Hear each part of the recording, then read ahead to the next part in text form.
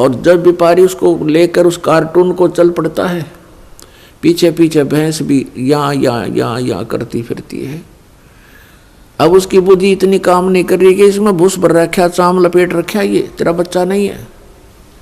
तो उन महापुरुषों ने जिनको परमात्मा मिले और सचखंड के दर्शन हुए, उन्होंने हम ऐसे नजर आते हैं कि इस हार्ड मांस इसके अंदर भर के ऊपर चाम लपेट दिया और ये बता दिया ये तेरा बेटा या तेरी बेटी, इस तरह तुम्हारा परिवार बना दिया। पुण्यात्माओं,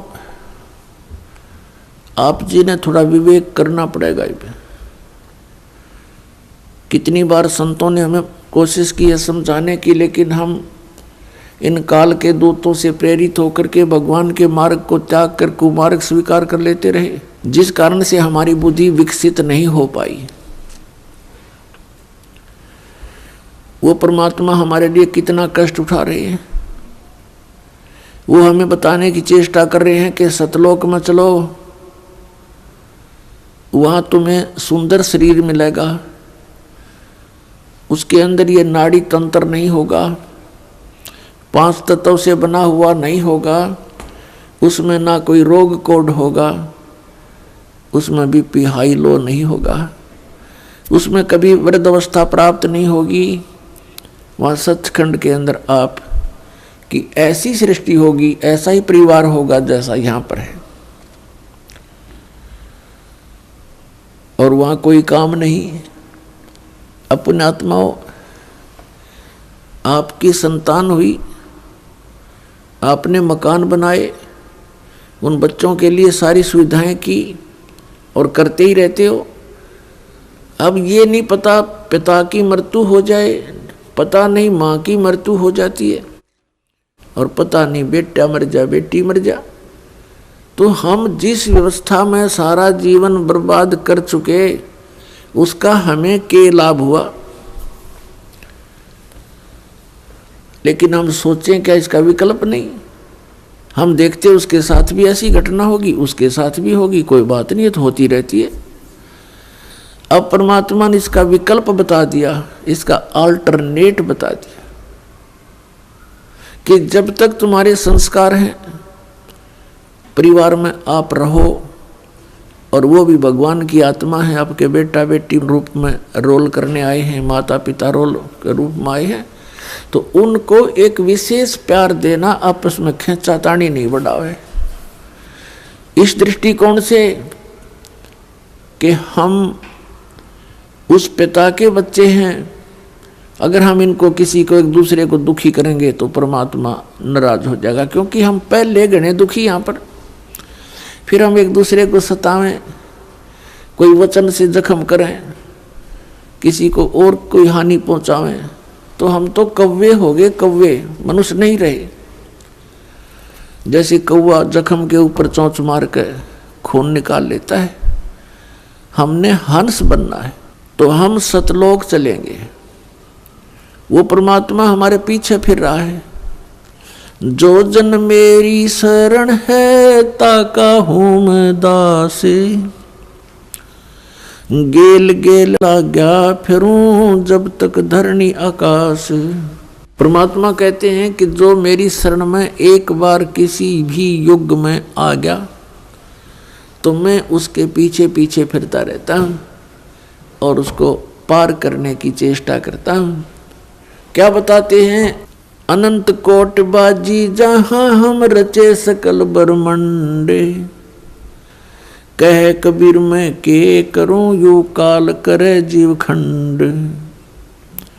कबीर साहब बताते हैं कि मैं इतना समर्थ हूं, ये सभी ब्रह्मांड मैंने रचे, अनंत कोट बाजी जहां रचे सकल ब्रह्मंड, और कहे कबीर मैं क्या करूं ये काल करे जीव खंड। पुण्यात्माओं, आपने ये अमर कथा कभी सुनी नहीं थी। आप जी ने अपने ही धर्म मजहब के अंदर चल रही कथाओं को सुना, उन्हीं के आधार से आपका माइंड सेट हो गया। अब इस अमर कथा को सुनकर बहुत दिनों में जाकर आपका विश्वास होगा और जब आपको ये कथा समझ में आ जाएगी उस समय देखना आपके मन की स्थिति क्या होगी। आप ऐसी स्थिति में हो जाओगे जैसे परगर पावना रह उठाए चित, जैसे दूसरे के घर में, दूसरे गांव में, रिश्तेदारी में कोई प्राहुणा चला जाता है, मेहमान रूप में जाता है, वो वहाँ रहता अवश्य है लेकिन उसको पता है कि मैंने वापस जाना है और उसको अपने घर की रह रहकर याद भी सताती रहती है। कहते हैं जैसे पर घर पावना रह उठाए चित, तो यहाँ से आपका ऐसे मन हट जाएगा एक दिन और फिर सतलोक में आपका अगला कदम सतलोक में होगा। अब परमात्मा ने हमें आकर बताया कि जब सबसे पहले मैं यह आपके दुखों को देखकर इसमें प्रवेश किया काल के लोक में, तो इस काल ने मेरा रास्ता रोकने की चेष्टा की, क्योंकि परमात्मा बताते मैं जोगजीत के रूप में था। जोगजीत वहाँ एक पुत्र है परमात्मा का, जो सर्वप्रथम 16 उत्पन्न किए थे उनमें से एक है। जोगजीत जानकर मेरे साथ इसने बहुत अड़ंगा अड़ाने की चेष्टा की, लेकिन मेरी शक्ति के सामने ये हताश हो गया। फिर चरण पकड़ लिए, रोने लगा, हाहाकार मचा दी। जब मैंने इसको कारण बताया कि मैं किस उद्देश्य से आया हूँ, धर्मदास साहिब जी को परमात्मा बता रहे हैं कि धर्मदास, प्रथम सतयुग के अंदर जब मैं यहाँ आया तो इसने मेरे साथ बहुत कलह मचाई। जब मैंने अपनी शक्ति का प्रयोग किया तो इसकी नहीं पार बसाई। चरण पकड़ लिए, पैर पकड़ के कहता जोगजीत आप किस लिए आए हो? तो मैंने इसको बताया कि मैं नीचे जाऊंगा और सभी प्राणियों को बताऊंगा कि यू परमात्मा नहीं है, यू भगवान नहीं है जिसको तुम भगवान मान रहे हो, और एक ऐसा मंत्र दे के आऊंगा, सतनाम, सच्चा नाम, उसका जाप करने वाले प्राणी को तू रोक नहीं पाएगा।